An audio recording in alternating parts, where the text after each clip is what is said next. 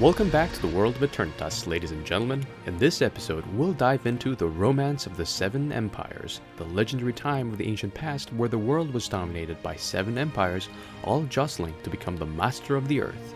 More interesting yet, humanity's rise to power after the discovery of the elements put them into conflict with the natural world, the domain of spirits and spirit gods, and by the time of the story, the conflict had reached a breaking point, an all-out war.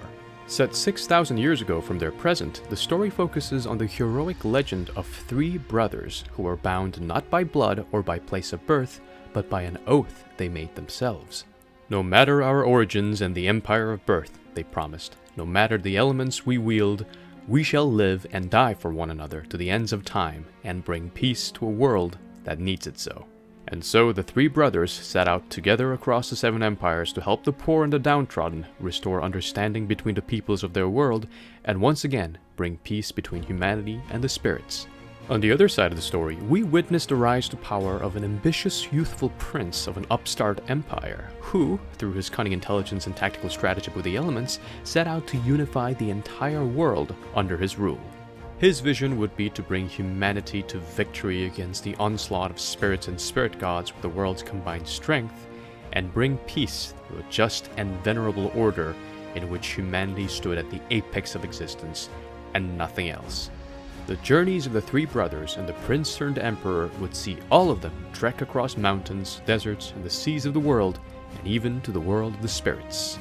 Survive against harrowing odds and against monstrous animals, spirit gods, and of course people themselves, deal with political intrigues of the courts, and navigate through the labyrinth of various imperial dynasties, and forever change what it means to wield the four elements and the atoms of the world, and determine how the next 6,000 years for humanity was going to unfold.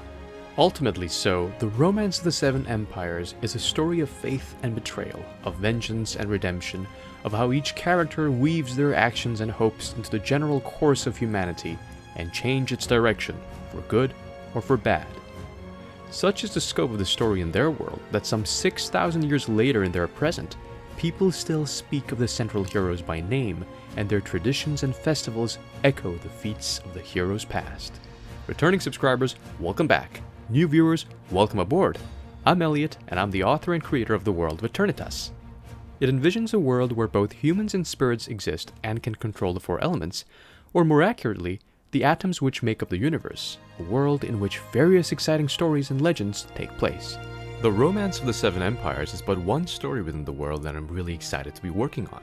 If you haven't checked out episode 1 and 2 yet, do it right now so you don't miss any backstory.